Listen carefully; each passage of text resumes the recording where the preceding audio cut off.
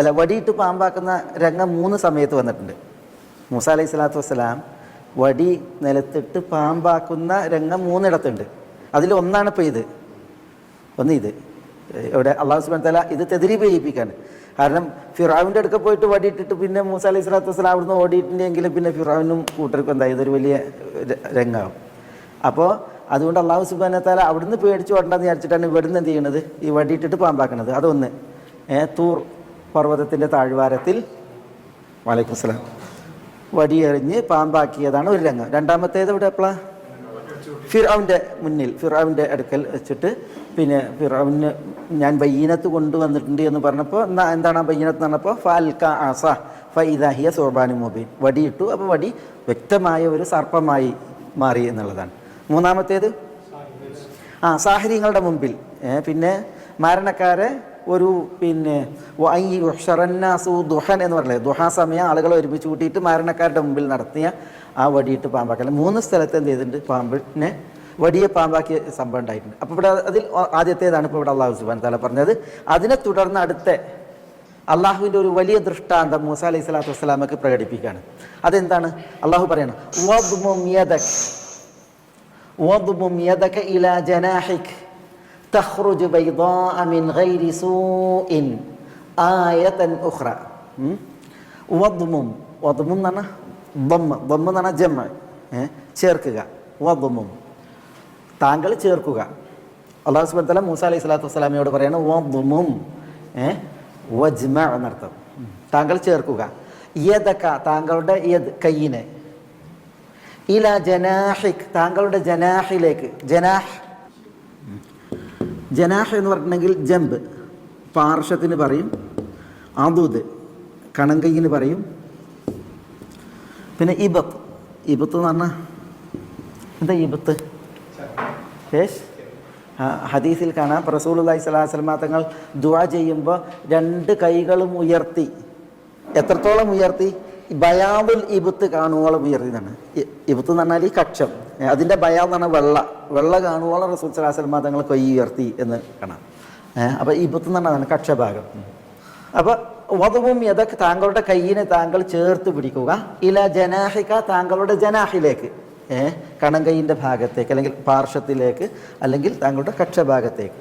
എനിക്ക് തോന്നുന്നു ഖസസിൽ തോന്നുന്നു ഉസ്ലുക് യദക ഫീ ജൈബിക്, താങ്കളുടെ ജൈബിലേക്ക് കൈ പ്രവേശിപ്പിക്കുന്നതാണ്. ജൈബ് എന്ന് പറഞ്ഞാൽ അതാണ് കുപ്പായമാർഗി. ശരിക്കും നമ്മൾ ജൈബ് എന്ന് പറയുന്നത് പോക്കറ്റിനാണ്. പണ്ട് കാലങ്ങളിൽ പ്രത്യേകിച്ച് ഈജിപ്തിൻ്റെ ഒക്കെ ഇപ്പോഴത്തെയും സംസ്കാരം ഇത് ഈ പോക്കറ്റ് എവിടെയാണ്? തോപ്പിൻ്റെ ഉള്ളിലാണ്. ഇത് നമ്മളതിന് പുറത്തല്ല, ആർക്കും വലിച്ചു കൊണ്ടാൻ പറ്റിയ രീതിയല്ല.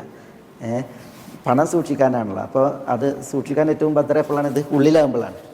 അപ്പോൾ പോക്കറ്റ് ഏത് ഭാഗത്താണ്? ഈ ജൈബി ഭാഗത്ത് ഉള്ളിലാണ്. അതുകൊണ്ട് ഉസ്ലുക് യദക ഫീ ജൈബിക്, താങ്കളുടെ കൈ ജൈബിലേക്ക് പ്രവേശിക്കാൻ പറയുന്നുണ്ട്. അപ്പം അതെങ്ങനെ പ്രവേശിച്ചത്? ഈ വദുമും യദക ഇലാ ജനാഹിക്കുന്നുണ്ടല്ലോ, ജനാഹിലേക്ക് താങ്കളുടെ കയ്യിനെ ചേർക്കുക എന്ന് പറഞ്ഞെങ്കിൽ അത് പ്രവേശിച്ചത് എങ്ങനെയാണ്? ചേർത്തത് ഇങ്ങനെ കുപ്പായമാറിലൂടെ കൈയിട്ടിട്ട് ഉള്ള ചേർക്കലാണ് എന്നുള്ളതാണ്. വദുമും യദക ഇലാ ജനാഹിക് തഖ്റുജ്, താങ്കൾ ചേർക്കുക, ചേർത്താൽ തഖ്റുജ് ആ കൈ പുറത്ത് വരും. ഉണ്ടോ? ഈ ചേർക്കുക എന്നുള്ള കൽപ്പനൻ്റെ ജവാബാണിത്. തഖ്റുജ്, അപ്പോൾ കൈ പുറത്ത് വരും. എങ്ങനെ പുറത്ത് വരും? ബൈദാ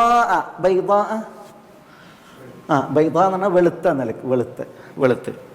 ഇമാം ഹസൻ അൽ ബസ്രി പറഞ്ഞു മിസ്ലൽ മിസ്ബാഹിനെ പോലെ. മിസ്ബാഹ് എന്താ? വിളക്ക്, ദീപം കണക്ക് ദീപ്തമായി. അതാണ് തഖ്റുജ് ബൈദാ, വെളുത്ത് ദീപ്തമായി അത് പുറത്തു വരും.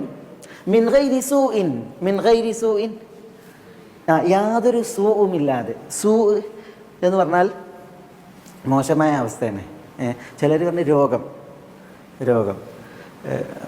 എന്നുള്ളതുകൊണ്ട് ഉദ്ദേശിക്കുന്നത് പ്രത്യേകിച്ച് പിന്നെ വെളുത്ത അവസ്ഥയിൽ രോഗം ഏതാണ്?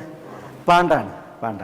അപ്പോൾ പാണ്ടില്ലാതെ, മോശമായ അവസ്ഥയില്ലാതെ വരും എന്നാണ്. ബൈദാ മിൻ ഗൈരി സൂഇൻ, ബൈദാ വെളുത്ത അവസ്ഥയിൽ. മിൻ ഗൈരി സൂഇൻ, ആ വെളുത്ത അവസ്ഥ എന്ന് പറഞ്ഞാൽ യാതൊരു സൂവുമില്ലാതെ എന്ത് എന്നുള്ളത് നമുക്ക് മനസ്സിലാക്കാം ഇൻഷാ അല്ലാഹ്. അള്ളാഹു സുബ്ഹാനഹു വ തആല പാണ്ഡരോഗമില്ലാതെ എന്നാണെങ്കിൽ മിൻ ഗൈരി ബറസ് എന്ന് പറഞ്ഞാൽ മതി അല്ലേ. ഖുർആനിൽ ബറസിനെ കുറിച്ച് പറഞ്ഞിട്ടില്ലേ, അബ്രസ് എന്ന് പറഞ്ഞിട്ടുണ്ട്.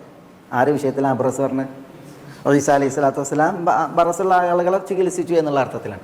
അപ്പോൾ അള്ളാഹു സുബ്ഹാനഹു വ തആല അതല്ല പറഞ്ഞത്, മിൻ ഗൈരി ബറസിൻ എന്നല്ല പറഞ്ഞത്. പിന്നെ മിൻ ഗൈരി സൂഇൻ എന്നാണ്. ഒരാൾക്ക് പാർശ്വത്തിൽ കൈയെടുത്ത് പുറത്തെടുത്തിട്ടുണ്ടെങ്കിൽ അതും ഇങ്ങനെ ശരിക്കും മാറിലൂടെ പ്രവേശിച്ച് കൈ പാർശ്വത്തിൽ ചേർത്ത് പിടിച്ചെടുത്തിട്ടുണ്ടെങ്കിൽ ചിലപ്പം പിന്നെ ഇനിയിപ്പോൾ കക്ഷത്തിൽ വെച്ചു എന്നുള്ളതിൽക്കൊരു ദുർഗന്ധമോ അല്ലെങ്കിൽ ഒരു അങ്ങനത്തെ വേർപ്പിൻ്റെ അങ്ങനത്തെ ഒന്നും. പിന്നെ വേറെ വിഷയമുണ്ട്. അതെന്താ? മൂസ അലൈഹി സ്വലാത്തു വസ്സലാമയുടെ കളർ എന്തായിരുന്നു? മൂസ അലൈഹി സ്വലാത്തു വസ്സലാം തൊലിപ്പുറം എന്ത് കളറായിരുന്നു? കൽബ് വെളുത്ത കളറായിരുന്നു, അതിൽ ഇഷ്കാലില്ല. പക്ഷേ തൊലി എന്താ?